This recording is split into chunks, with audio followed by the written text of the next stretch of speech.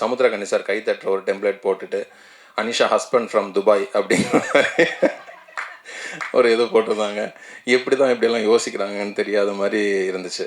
அனஸ்வரா தான் வேணும் அப்படிங்கிற மாதிரி இருந்தான். சார் ரம்பா சார் அப்படிங்கிற மாதிரி, அண்ணே அனஸ்வரா அண்ணே அப்படின்னு ஃபோன் எடுத்து டே தம்பி அப்படின்னு கேட்டால் ஹலோன்னு கூட கேட்க மாட்டான். அண்ணா அனஸ்வரா ஓகே சொல்லிட்டாங்களாண்ணா அப்படிமா. கமலா சினிமாஸ் ஹவுஸ்ஃபுல் 9 மணி ஷோ ஃபோன் அடிக்கிறான். அண்ணே நீங்கள் ஏதாவது பண்ணீங்களா அண்ணே அப்படின்னா. டே தம்பி என்னடா என்ன எப்படி நினச்சிட்டே நீ, அதுவே ஃபுல்லாகுதுடா அப்படின்னு. சத்தியமாவானே அப்படின்னா. ஆமாடா நிஜமாக தான்டா ஃபுல்லாகுது. நீங்கள் ஒன்றும் பண்ணலையாண்ணே. டே ஒன்றும் பண்ணலடா, பண்ணால் சொல்லியிருப்பேனடா அப்படின்னா. அப்புறம் ஆடியன்ஸ் எல்லாம் வந்து பார்த்ததுக்கப்புறம் தான் நம்பினேன் என்னைய. ஓஹோ ஓகே அண்ணன் ஒன்றும் பண்ணலை அப்படிங்கிற மாதிரி. சோபனா சொன்னதை வந்து நான் திருடிக்க போகிறேன். நீங்கள் இல்லாமல் நாங்கள் இல்லை. நல்லா இருந்துச்சு அது. நிஜம்தான். நீங்கள் எல்லாம் இல்லாமல் நாங்கள் இந்த டீமே இல்லை. ரொம்ப சந்தோஷம். ப்ரெஸ் ஷோ முடித்ததுக்கப்புறமாவே நீங்கள் எல்லாருமே ஒரு நல்ல ஒரு ரெஸ்பான்ஸ் கொடுத்துருந்தீங்க படத்துக்கு. ஸோ அதுலேருந்து தான் இந்த படம் வந்து டேக் ஆஃப் ஆச்சுது.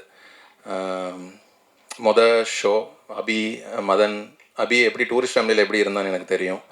ஸோ அதே மாதிரி மதன் வந்து அந்த சீட்டில் உட்காந்து நான் அப்பப்போ கால் பண்ணி கேட்டுட்டு இருந்தேன். என்னடா இருக்குது, எப்படா இருக்குது, ரெஸ்பான்ஸ் எப்படா இருக்குது அப்படின்னு கேட்பேன். அண்ணா அமைதியாக இருக்காங்கண்ணா அப்படிமா. சரி படம் முடிஞ்சதுக்கப்புறம் பார்க்கலாம் அப்படின்னு சொல்லி அதுக்கப்புறம் தான் நீங்கள் எல்லோரும் ரொம்ப நல்லா இருக்குன்னு சொன்னதுக்கப்புறம் தான் ஒரு உயிரே வந்த மாதிரி, அப்பாடா இன்னும் அவங்க பார்த்துப்பாங்க படத்தை, அவங்க எடுத்து கொண்டு போய்ப்பாங்க அப்படிங்கிற மாதிரி இருந்தது. அண்ட் ஆடியன்ஸும் ரொம்ப அழகாக இந்த படத்தை ரிசீவ் பண்ணியிருக்காங்க. ஸோ நிறைய மீம்ஸ், நிறைய கண்டென்ட் எல்லாம் பார்த்துட்டு இருந்தோம். இப்போ கொஞ்ச நேரத்துக்கு முன்னாடி தான் நான் சௌந்தர்யா கிட்ட ஒரு மீம் காமிச்சிருந்தேன்.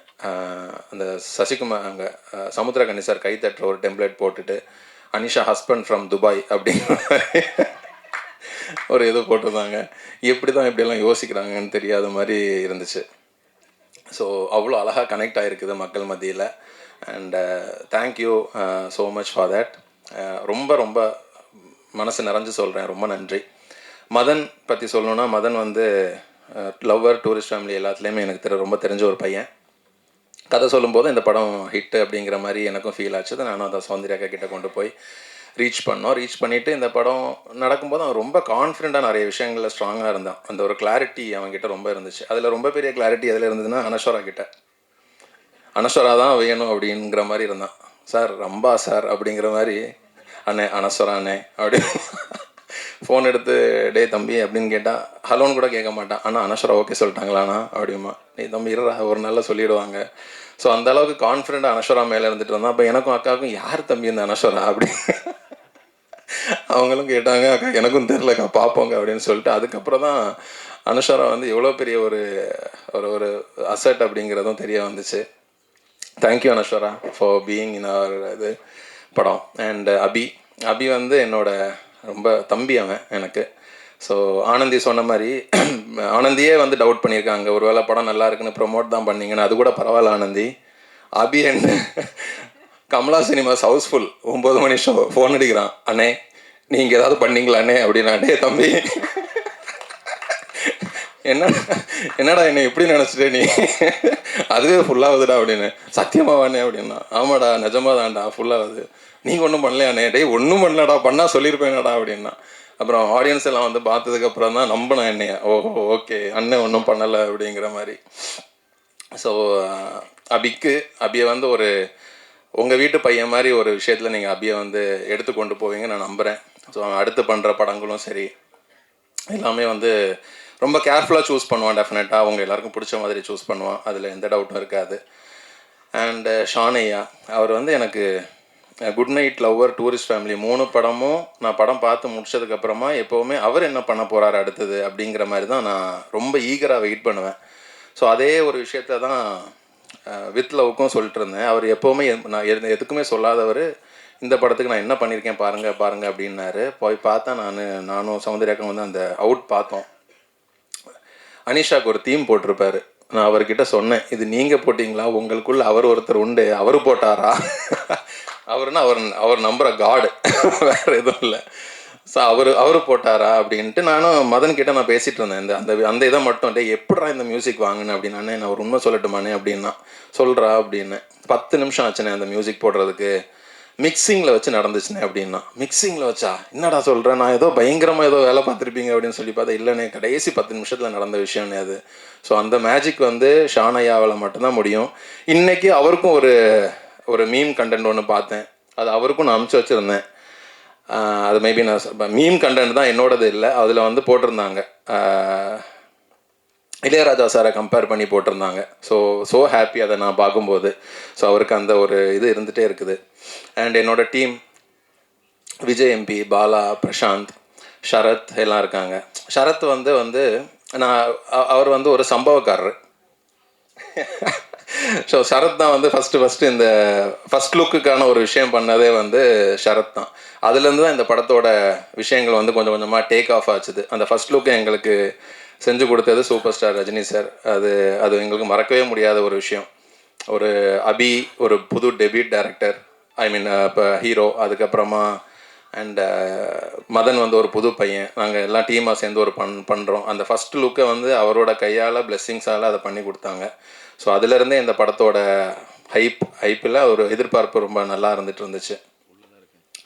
ஸோ அண்டு பாலா, விஜயெல்லாம் வந்து லாஸ்ட் ஒரு 20 days வந்து அப்படி ஒரு என்ன சொல்கிறது, எனக்கு வந்து ஒரு 10 கை மாதிரி அவர் பயங்கரமாக வேலை பார்த்தாரு.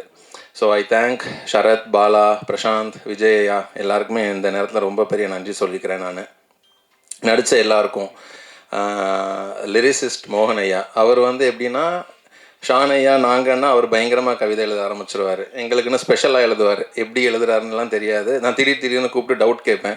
அதில் எந்த படத்தில் கூட ஒரு டவுட் கேட்டிருந்தேன். குரல் இல்லாமல் கத்துறேன்னு சொல்கிறாங்களே, என்னது குரல் இல்லாமல் கத்துறேன்னு எனக்கு புரியலையே அப்படின்னு கூப்பிட்டு கேட்டேன். அப்போ உள்ளே இருக்கிற வேதனையை வந்து நம்ம கத்துறோம், ஆனால் அது யாருக்கும் வெளியே கேட்க மாட்டேங்குது அப்படிங்கிற மாதிரி சொன்னார். நான் ஃபோனை கட் பண்ணிட்டேன். ஓகே பாய் அப்படின்னு. ஸோ அந்த மாதிரி அவர் பயங்கரமாக யோசிச்சு பண்ணுவார். Thanks for that. And Saravanan sir ரொம்ப நன்றி சார். எடிட்டர் சுரேஷ், எடிட்டர் வந்து இன்னும் அடுத்தடுத்து என்னென்ன பெரிய படங்கள் பண்ண போகிறாருன்னு தெரியல. ஸோ அவர் அவ்வளோ ஒரு பொட்டென்ஷியல் உள்ள ஒரு person. Thank you so much Suresh. And Kavya வந்து எங்கே திரும்பினாலும் காவியா மோனிஷா தான் இருக்குது. 2 அப்படிங்கிற மாதிரி போட்டுட்ருக்காங்க. ஐ லவ் யூ டூங்க அப்படிங்கிற மாதிரி போடுறாங்க. ஸோ ரொம்ப சந்தோஷம். பாலாஜி தியேட்டர் விசிட்டுக்கெல்லாம் போகும்போது பாலாஜி சில நேரம் இல்லைன்னா அங்கேருந்து கத்துறாங்க, அனிஷா இருக்காங்க, மோனிஷா இருக்காங்க, பாலாஜி எங்கே போனோம் அப்படின்ட்டு. அப்போ அவ்வளோ பாலாஜி உள்ளுக்குள்ளே இருந்துட்டு இருக்காங்க. ஸோ அந்த மாதிரி ஒரு character. Thank you. And Theni sir ரொம்ப நன்றி sir. And last but not least அக்கா தம்பி. இது அந்த ப்ரெஸ் மீட்டு நாங்கள் கொடுக்குற விஷயங்கள் எல்லாம் வந்து எல்லோரும் கேட்குறது, அது என்னங்க அக்கா, நீங்கள் அக்கான்றீங்க அவங்க தம்பின்றாங்க, நீங்கள் அக்கான்றீங்க அவங்க தம்பின்றாங்க. அபிக்கே அது உள்ளே இருக்குதுங்க எனக்கு அப்போ தான் தெரியும். ஸோ இது வந்து 10 வருஷம் நட்பு, ஐ மீன் உறவு. நான் 2016-17 நானும் அக்காவும் பேசிக்கும் போது அவங்க என்னை தம்பின்னு தான் கூப்பிடுவாங்க, நான் அவங்க அக்கான்னு தான் கூப்பிடுவேன். அதே விஷயந்தான் இங்கே சினிமாலையும் தொடருது. ரொம்ப ரொம்ப ஹாப்பியாக ரொம்ப சந்தோஷமாக இருக்குது நாங்கள் 2 பேருமே ட்ராவல் பண்ணுற விஷயங்கள். ஸோ அக்கா வந்து ஒரு பெரிய ஒரு சப்போர்ட் எங்கள் டீமுக்கு, ரொம்ப ரொம்ப பெரிய சப்போர்ட். சில விஷயங்கள் எங்களால் பண்ண முடியாது, அவங்க ஒரு ஃபோன் காலில் பண்ணி முடிச்சுட்டு போயிடுறாங்க.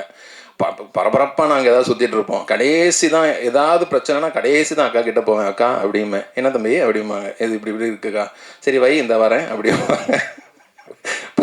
சம்பவத்தை முடிச்சிட்டேன் அப்படிம்பாங்க, சரிக்கா ஓகேக்கா. ஸோ அந்த மாதிரி ஒரு விஷயம்.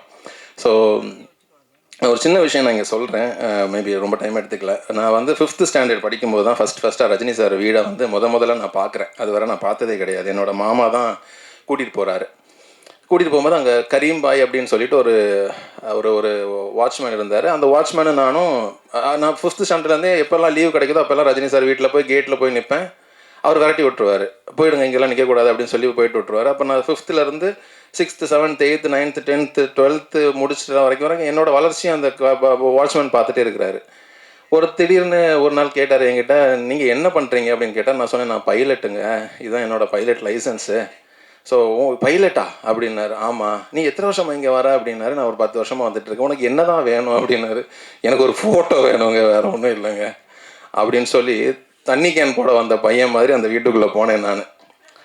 ஸோ போயிட்டு இன்றைக்கி நான் வந்து சௌந்தர்யாக்கா கூட சேர்ந்து நான் ஒரு படம் பண்ணுறதுங்கிறது வந்து ஒரு பெரிய ஒரு பிளெஸ்ஸிங். இது வந்து நான் எதை சொல்கிறேன்னா, இதே மாதிரி சினிமாவில் வந்து சாதிக்கணும், சினிமாவில் வந்து ஏதாவது பெரிய ஆளாகணும்னு சொல்லி இந்த கேட்டுக்கு வெளியே எத்தனையோ பேர் இருந்துட்டு இருக்கிறாங்க, நிறைய பேர் இருக்கிறாங்க. ஸோ அவங்க எல்லாருக்கும் நான் ஒரே ஒரு விஷயம் சொல்கிறேன், 4 படம் பண்ணிட்டோம் அப்படிங்கிற ஒரு விஷயத்தில் சொல்கிறேன். சினிமாவுக்கு உண்மையாக இருந்துட்டிங்கனாலே போதும். அந்த சினிமா நம்மளை வந்து ஒரு இடத்துக்கு கூட்டிகிட்டு போகுது.